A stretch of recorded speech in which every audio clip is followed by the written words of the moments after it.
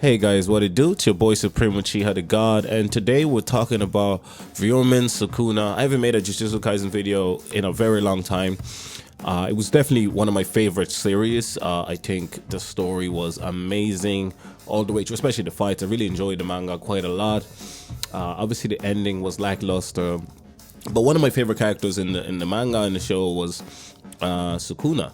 And I kind of want to delve into his character a bit and explore why he was initially such a great character and why his ending felt a little bit lackluster. So obviously there's a reason why so many people gravitate towards a character like Sukuna, right? From his very first appearance, he was terrifying, a demon, a legend. And you know, it was even interesting that Gojo like beat him so easily, and it was like, oh, okay, like where is this gonna go?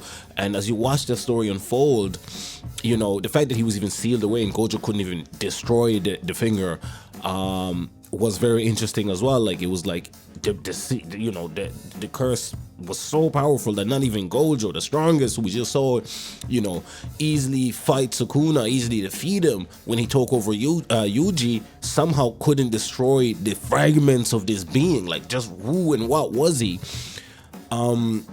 And Sukuna, you know, wasn't just the monster in the protagonist's body. He was a lurking question behind every battle. Like, what does it mean to be a curse born for man? What does it mean to be the king of curses?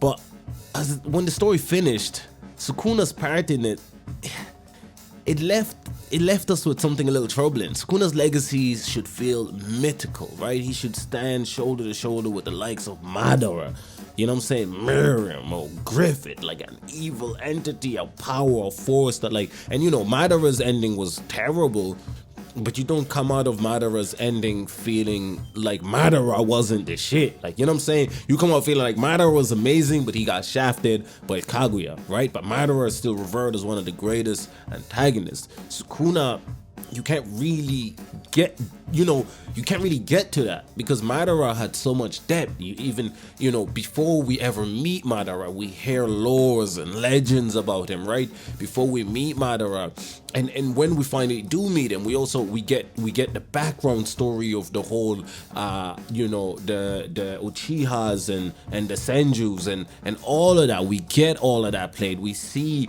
why he felt how he felt. We see why he wanted to fight the first Hokage so much, and why he believed in what he believed in. We see his manipulation of Obito. We see his role play a pivotal, you know, his role in the story plays such a pivotal part in how we ended up where we were and how the Akatsuki was built because of him, and all of these things. There's so much weight to it. So by the time he shows up and he fights and he's amazing and he's cool, we're infatuated, we're in love with the character, and so his legend is built.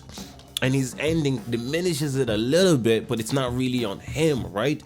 And so you can come out of that, despite a poor ending for him, still loving the character. Sukuna, you can still love the character, but there's more missing, right? You don't get the same lore in the lore. You get certain stories, but they don't have that much impact in the actual narrative as much as Madara does, right? Which is interesting because simultaneously he's the reason why the story starts, and basically why it ends as well. But then the likes of Kenjaku, like what the hell? Like, what was he? You know what I'm saying? I don't know. His Sukuna just feels a little bit hollow in comparison to Miriam, Griffith, or Madara. He feels a little hollow. You know what he feels like? He feels kind of like, to me, I think he kind of feels like Kaido, right? And I know people love Kaido, and One Piece is the greatest thing of all time. Listen, I understand. I love One Piece as well. And Kaido, you know, Kaido's is cool, and he can get away with what he gets away with because he's not the final villain, and we've been knowing he's not the final villain, right? It's either going to be, and I don't even think it's going to be Emo. I think it's going to be Blackbeard. But you know, I think I made a video about that already. If you haven't seen it, I probably won't link it because I'm too lazy, but it's there. You know, type in my YouTube channel and Blackbeard and it should be the first video you see. But I think if Kaido was the final villain of the show and we get his introduction like let's say early, but you know the way he's not fully developed. Like, we know his backstory a little bit, and I know we're gonna know more about it when we discover more about you know, other things. But imagine that was the final villain.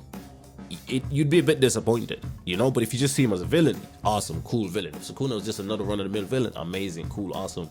I had hoped that Kenjaku would somehow betray him and take over him, something, you know what I'm saying? Because I feel like Kenjaku, to me, holds more weight. But that's just my opinion. But again, Sukuna isn't diminished because he lost, but because we never really found anything inside him to begin with. Let's be clear, Sukuna is aesthetically brilliant. His fights, again, like I said, some of the most jaw-dropping sequences in manga, the brutality of Shibuya, the dominance of Gojo, the chemistry with Maharaga, and you know, and how he utilized that, and even his chemistry with Yuji. I felt like we needed more between them, right? The way his domain used to bend rules and binding vows, and he was strong, he was powerful, he was awesome, he was horrifying. He was the representation of control, arrogance, unrelenting violence. Symbolically, Sukuna was rich. Symbolically, Sukuna was amazing. He represented the darkest part of what cursed energy is. He rejected humanity because he was rejected. He was the curse that did not lament, he relished, you know?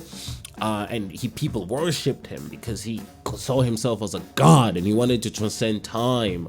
In a story that spent, you know, dozens of chapters unpacking trauma, showcasing the tragedy behind villains like Toji or Mahito, Gedos, and even if you look at Maki and her story and how amazing that was, Sukuna remained untouched, distant, unknowable. And you know, I think there was a cool aspect of it, but I think it somehow left the story hollow, because I think if he was just the force that was summoned at the end, I think then you'd be like, okay, we don't really need to know. You know, we just heard a lot about him, and then he popped up and he was awesome and he died. That's cool. But because he was so intricate throughout the story, he was within Yuji, literally within Yuji. There should have been a more intimate way for the narrative to reach to its conclusion. I know that Yuji had that conversation with him and says, I'll have you, and that's great for Yuji. You know, it's not so great for Sukuna, because we still don't know much about Sukuna. He had these parables and these great things that he spoke of, and the way he even said goodbye to all those people that he flayed was beautiful and poetic. But why did he say that? What was it that caused that? Like, we don't know. It's missing roots, bro. It's like a flower that looks great, but what is the cause? You know what I'm saying? It's like, if you look at somebody, I'll give a great example. If we look at Crollo, for example, right? Crollo story, you know what I'm saying, and why he ended up starting the Phantom Troop and everything. It's beautiful, it's poetic. Griffith, he's a douchebag, an asshole. He just does it because he wants power and he saw himself above humanity. It all feels fulfilling, you know what I'm saying? Like, Crollo's story is so beautiful and so touching, and you don't agree with his actions or his reactions, but you understand it, right?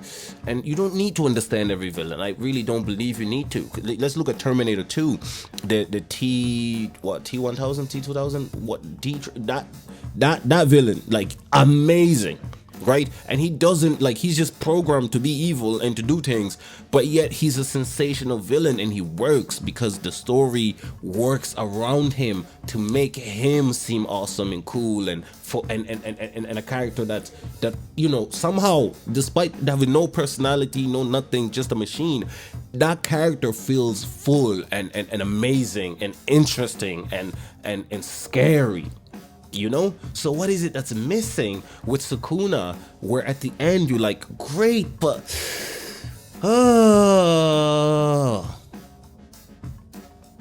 symbolism alone cannot carry a character, you know? Like, he devoured Megumi's soul not out of necessity, but because he could? Or did he devour it because he had to defeat Gojo? It's like, you know, when it came time to unmask Sukuna to show the root of his malice, the story gave us very little. There's flash, barely a page of him being seemingly discarded. Like,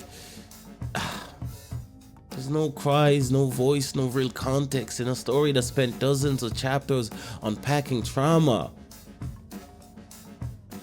Every villain does not need to be sympathetic. Some of the best antagonists in fictions are terrifying precisely because we cannot understand them, but Sukuna's presence in the narrative demanded more, because unlike a final boss who exists outside the world, he was inside our protagonist. He was the shadow that haunted Yuji's every breath, and at the very end, that tension fizzled out, not because Sukuna lost, but because there was nothing left for him to say. Compare that to someone like Obito and Naruto. We watched him fall. We saw the war in his soul, the cracks in his mask, his love, his hatred, his hope. Obito was wrong, but he was deeply human. That humanity made his transformation into a monster compelling. Sukuna didn't need to have a noble cause, but what we got was less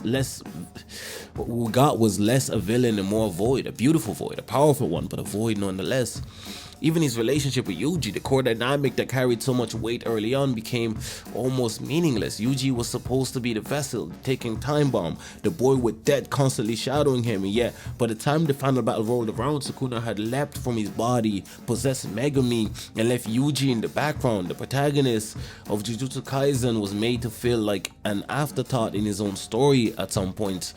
That's the cruel irony. Sukuna was so overwhelming, so dominant, that he ended up weakening the story around him.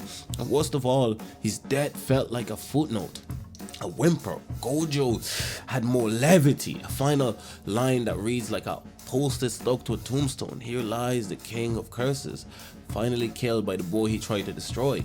The end. And maybe that was the point, that a monster like Sukuna deserved to die quietly in a whimper. That there's poetic justice in his whimper, but the problem isn't that he lost, it's that his presence left no emotional crater or weight. His death wasn't catharsis. Heck, it wasn't even celebratory. It wasn't even like, yes, finally that dude is dead. It didn't feel triumphant like it should have. Like, damn, our characters did it, even though it should have felt that way because they lost so much to win. There wasn't much of relief. It was just over. And then obviously there's Kenjaku, a villain whose motivations were even murkier, but whose presence was far more curious. Kenjaku was everywhere in people's bodies, behind global plans, manipulating centuries of Jujutsu politics. He was science, ambition, experimentation. He was the reason everything in the story truly unfolded, and he died. Off panel, gone, with no questions answered. He could have helped answer so many questions that would flesh out Sukuna. Why did Sukuna decide to wait 1,000 years or whatever? Why did he teach Sukuna what he taught him? What the hell was he? You know, what was his initial body? Sukuna was the blade, but Kenjaku was the hand behind it in many ways. He wasn't like, he showed him open barrier techniques. Maybe. How did he learn it? Why?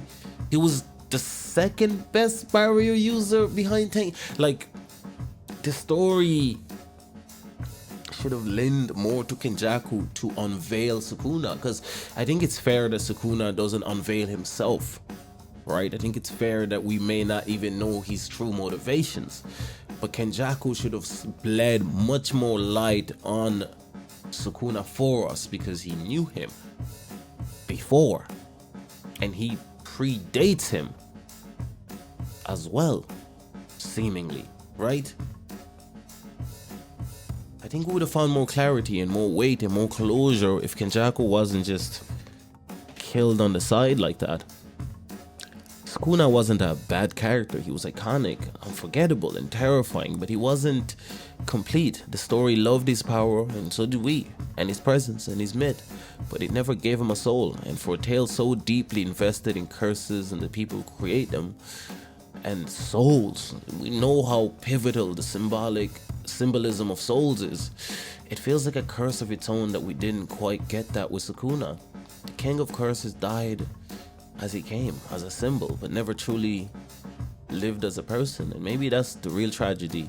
Maybe that's the whole point. But what was the point of Sukuna to you?